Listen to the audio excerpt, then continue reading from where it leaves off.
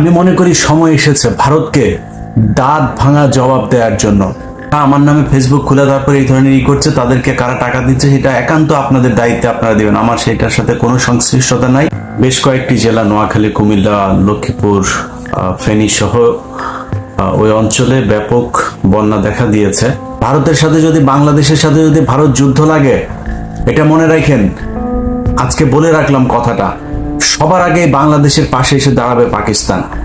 আর এরপরে ভারত যদি নাকি মনে করে এইসব পদক্ষেপ নেয়ার কারণে আমাদের সাথে যুদ্ধ করবে, ডক্টর মোহাম্মদ ইউনূস আপনাকে বলে দিলাম, তারেক রহমান আপনাকে বলে রাখলাম যে বাংলাদেশের 16 কোটি মানুষ যেদিন থেকে, যখন থেকে ডাক দিবেন, বাংলাদেশের 16 কোটি মানুষ আপনাদের ডাকে যুদ্ধে নামার জন্য প্রস্তুত হয়ে আছে।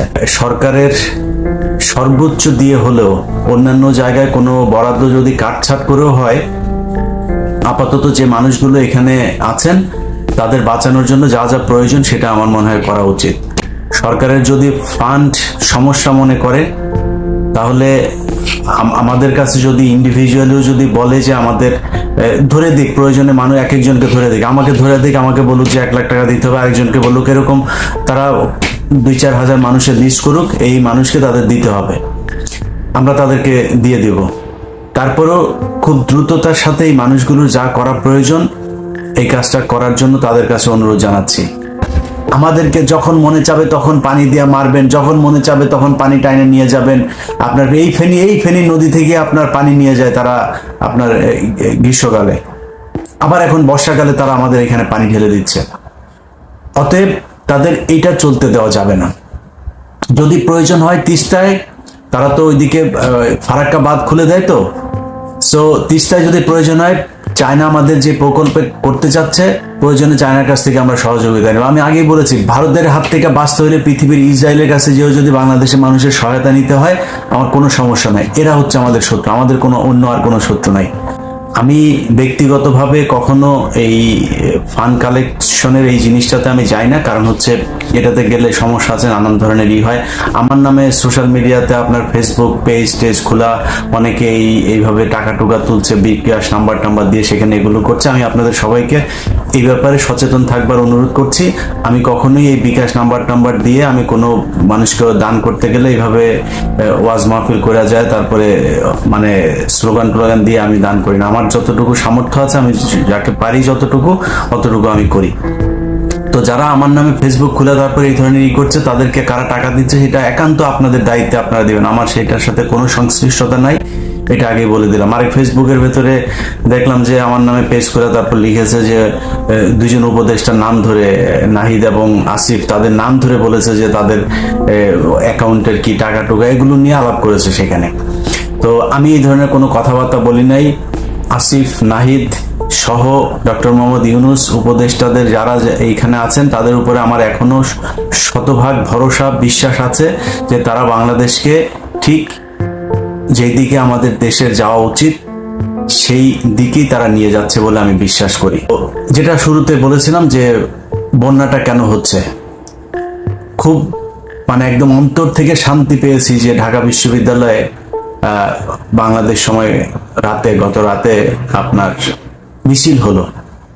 সেই মিছিলে দেখলাম ভারত বিরোধী নানান ধরনের স্লোগান দেওয়া হচ্ছে। ভারত যদি বন্যায় যদি মানুষ মরে, তারপরে বলছে যে 7 সিস্টার দেব আলাদা করে, এই ধরনের কি স্লোগান দিয়েছে, খুব ভালো লেগেছে। আমি মনে করি সময় এসেছে ভারতকে দাঁত ভাঙা জবাব দেওয়ার জন্য। যদি উপদেষ্টারা মনে করে, তাহলে লুৎফুজ্জামান বাবরকে তাড়াতাড়ি জেল থেকে বার করেন, ওনাকে ওই জায়গায় বসান, উনি এগুলো খুব ভালো পারবে। সো লুৎফুজ্জামান বাবরকে দ্রুত এই জায়গায় নিয়ে এই দায়িত্ব দেওয়া হোক। ভারতকে কিভাবে 7 সিস্টারে কিভাবে কি করতে হয়, উলফাকে কিভাবে সহায়তা করতে হয়, কি করতে, এগুলি উনি খুব ভালো জানেন। তো আমি মনে করি যে ভারতের সাথে এই ধরনের এই মানে আলগা পিরিতি দেখায় কোনো লাভ নেই, তাদের সাথে সরাসরি অ্যাকশনে যেতে হবে। তারা যুদ্ধ করতে চায়। এই ছাত্র আন্দোলনে আপনারা দেখেছেন, আমি নিজেও এই গত 15 বছরে অত্যন্ত হতাশাগ্রস্ত হয়ে তারপরে বিভিন্ন সময় বলেছি যে আমরা কিসের বীরের জাতি, আমরা আসলে বীরের জাতি না, আমাদের সাহস নাই। ছাত্ররা আমার সেই ধারণাকে ভুল করে দিয়েছে। একজনকে গুলি করেছে, তার সামনে বন্দুক নিয়ে গুলি করছে, তারপরে বন্ধুকে নিয়ে তারপরে টেনে হেসড়ে তারপরে সেখান থেকে নিয়ে বেরিয়ে এসেছে। পুলিশ ধরে নিয়ে যাচ্ছে, পুলিশের দিকে চোখ রাঙিয়ে তাকিয়ে আছে, ভয় পায় নাই। গুলি করছে, বুক এভাবে পেতে দিয়েছে পুলিশের বুলেটের সামনে। অতএব এই বাঙালিকে ভয় দেখায় লাভ নাই। এই বাঙালি ভারত যদি নাকি আমাদের উপরে আক্রমণ করে, যদি মনে করেন আমরা ভারতের সাথে যুদ্ধ করলাম, অনেকে বলে থাকে না যে ভারতের সাথে আমরা যুদ্ধ করে পারবো না।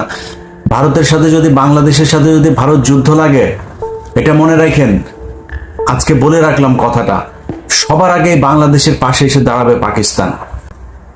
তাদের সাথে আমরা আলাদা হয়েছি, তাদের সাথে আমরা এক হইতে আর চাই না। ৭১-এ কার ভুল ছিল, কার দোষ ছিল, সেটা আমরা ভুলে গিয়েছি। পাকিস্তানের সাথে কৌশলগত কারণে হলো আমাদের অত্যন্ত ভালো সম্পর্ক রাখা খুব জরুরি। ভারতের বাইরে চীন, পাকিস্তান, আমেরিকা, ইসরায়েল, যার সাথে ইচ্ছা সবার সাথে সম্পর্ক ভালো রাখা যাবে। একমাত্র আমাদের শত্রু হচ্ছে ভারত। তাদের ব্যাপারে যে কোনো ধরনের ডিসিশন যদি নিতে হয়, আমার অনুরোধ থাকবে বর্তমান এই ইন্টার্ম যে গভর্নমেন্ট আছে, সেই গভর্নমেন্টের যেই চিফ অ্যাডভাইজার আছেন ডক্টর মোহাম্মদ ইউনূস, আপনার কাছে অনুরোধ, বাংলাদেশের 16 কোটি মানুষ জীবন দেওয়ার জন্য, যুদ্ধ করার জন্য প্রস্তুত। আপনি শুধু সেই ক্ষেত্রটা প্রস্তুত করে দেন, আর কোনো কিছু আমরা চাই না। তারা যুদ্ধ করতে চায়, কিভাবে করতে চায়? অর্থনৈতিক যুদ্ধ করতে চায়, আমাদেরকে পেঁয়াজ দেবে না। পৃথিবীতে বাজার তৈরি করার জন্য বিক্রেতারা ঘোরে, ক্রেতা কখনো কেনার জন্য বিক্রেতা করে না। অতএব আমাদেরকে ভারত পেঁয়াজ মাগনা দেয় না, ভারত আমাদেরকে গরু ফ্রি এমনিতেই দেয় না। তারা বিশ্বের বিভিন্ন দেশে গরু রপ্তানি করে, মাংস রপ্তানি করে। সো আমাদেরকে যে খালি আমরাই নিচ্ছি এরকম কোনো কিছু না। তারা যদি না দেয়, আমাদের দেশে যেই এই শিল্পটা আছে, যে গবাদি পশু উৎপাদন শিল্প আছে, সেটা ভালো হবে। তাদের দেশ থেকে যদি আমরা ডিম না কিনি, মুরগি না কিনি, আমাদের দেশে ফার্ম হবে, মুরগির খামার হবে। তারা আমাদেরকে চিকিৎসা নেওয়ার জন্য খোটা দেয়, আমি মেনে নিচ্ছি যে আমরা চিকিৎসা নিতে সেখানে যাই, কিন্তু আমাদের সরকার যদি চায় এই দেশে ভালো মানের হাসপাতাল তৈরি করবে, এই দেশের ডাক্তারদেরকে সুযোগ সুবিধা দিয়ে এই দেশের এই হাসপাতালের এই চিকিৎসা খাতে যে দুর্নীতি আছে সেগুলোকে ঠিক করে বাংলাদেশের চিকিৎসা খাত ঠিক করবে, আমি মনে করি একজন মানুষও ভারতে যাবে না। যখন ভারতে বাংলাদেশের মানুষ না যাবে, এটা ভারতের বাংলাদেশের মানুষের কাছ থেকে তাদের টাকা ইনকামের সবচাইতে বড় খাত। এই খাত বন্ধ করে দেন, ভারত অনেক সোজা হয়ে যাবে। তারা চিনি দেবে না, গরু দেবে না, আলু দেবে না, পেঁয়াজ দেবে না, দরকার নাই, আমরা না খেয়ে থাকবো। ডক্টর মোহাম্মদ ইউনূস, আমি বলে রাখলাম, বাংলাদেশের মানুষ 10 বছর আলু খাবে না, পেঁয়াজ খাবে না, লবণ খাবে না, চিনি খাবে না, তারপরও ভারতকে শিক্ষা দিতে এই দেশের মানুষ প্রস্তুত। আর যুদ্ধ করতে চায়, ভারত জীবনে কোনোদিন আমাদের সাথে স্থল যুদ্ধ করবে না, সম্মুখ যুদ্ধে কোনোদিন ভারত আমাদের সাথে লাগতে আসবে না, তারা পারবেও না। আর পারমাণবিক হামলা করবেন, বড় ভাই ওইদিকে আছে। বাংলাদেশের উপরে যদি পারমাণবিক হামলা বা এই ধরনের কোনো হুমকি বা মানে প্র্যাকটিক্যালি যদি এই ধরনের কোনো কিছু করা হয়, সেটার জন্য পাকিস্তান সাথে সাথে সেটার জবাব দেবে, আমি বিশ্বাস করি। আপনি এই আন্দোলনে দেখেন, পাকিস্তানে এখন যে আন্দোলন চলছে সরকার বিরোধী, এই সরকার পতন আন্দোলনে যতগুলো পাকিস্তানের পতাকা আছে ততগুলো বাংলাদেশের পতাকা আছে। পাকিস্তানের মানুষ আমাদের শত্রু না। এদেশে শেখ মুজিব এই বদমাইশ ক্ষমতায় আসার জন্য রয়ের সাথে মিলে রয়ের যেই পরিকল্পনা সেটা বাংলাদেশে বাস্তবায়ন করেছে। আদমজি জুট মিলে কারা মানুষ মেরেছিল, 14ই ডিসেম্বরে কারা মানুষ মেরেছিল, এগুলো নিয়ে বহু তদন্ত করা দরকার আছে। বাদ দিলাম সেগুলো, সেই দিন শেষ।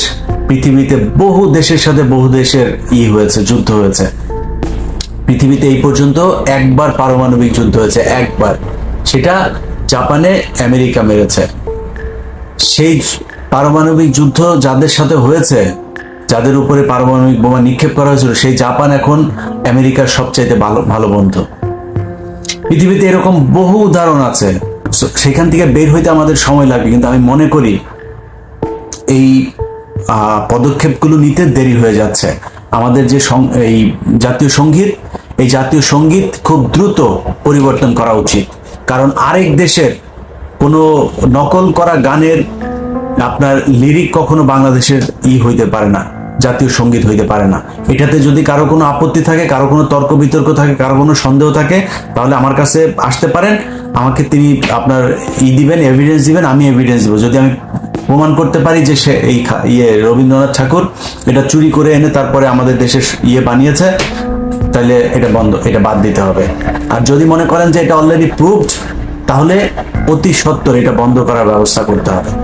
আর এরপরে ভারত যদি নাকি মনে করে এইসব পদক্ষেপ নেয়ার কারণে আমাদের সাথে যুদ্ধ করবে, ডক্টর মোহাম্মদ ইউনূস আপনাকে বলে দিলাম, তারেক রহমান আপনাকে বলে রাখলাম যে বাংলাদেশের 16 কোটি মানুষ যখন থেকে ডাক দিবেন, বাংলাদেশের 16 কোটি মানুষ আপনাদের ডাকে যুদ্ধে নামার জন্য প্রস্তুত হয়ে আছে। বাংলাদেশের মানুষ যুদ্ধ করতে চায়, তারা যখন লাগতে চায় তখন আসুক। আমি বহুদিন ধরে যে বাংলাদেশের সব সমস্যার মূল কারণ হচ্ছে এই ভারত। তারেক রহমান, আপনার কাছে অনুরোধ, হয়তো বাংলাদেশে সেই ইভেন্চুয়ালি আপনি ক্ষমতায় আসবেন, আপনি প্রধানমন্ত্রী হবেন, আপনার কাছে অনুরোধ, এখনো পর্যন্ত আপনার দলে কালকে 2 জনকে সদস্যপদ স্থগিত করা হয়েছে, খুব খুশি হয়েছে, এটা বহুদিন আগে দরকার ছিল। এই শামা ওবায়দের স্বামী হচ্ছে আওয়ামী লীগ, তো আওয়ামীপন্থী এরকম একজন ব্যবসায়ীর স্ত্রী, তাকে কেন আমি খুব অবাক হইতাম, ভয়ে কিছু বলতে পারতাম না যে একবার আওয়ামী লীগকে খেপাইছে, আবার বিএনপিকে খেপাবো, অনেক কথা চাইলেও বলতে পারি না। তো এই থাকে কিভাবে? তার সাথে আরেকজন কৃষক দলের, ওনার ব্যাপার আমি জানি না, ওনার ব্যাপার আমার কোনো আইডিয়া নাই, যার 2 জনকে সদস্যপদ স্থগিত করা হয়েছে।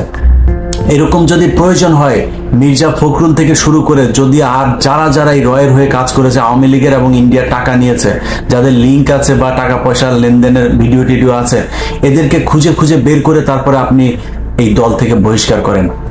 আপনাকে বললাম, আমি আমার জায়গা থেকে আমার বিশ্বাস, মানুষের সাথে তো কম চলাফেরা হয় না, মানুষের কম মন্তব্য শুনি না।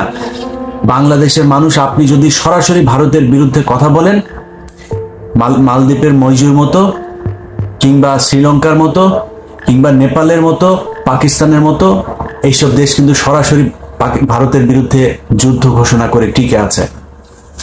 আপনার জনপ্রিয়তা এখন যা আছে তার চাইতে আরো কয়েকশো গুণ বৃদ্ধি পাবে যদি ভারতের বিরুদ্ধে আপনি ডাক দেন।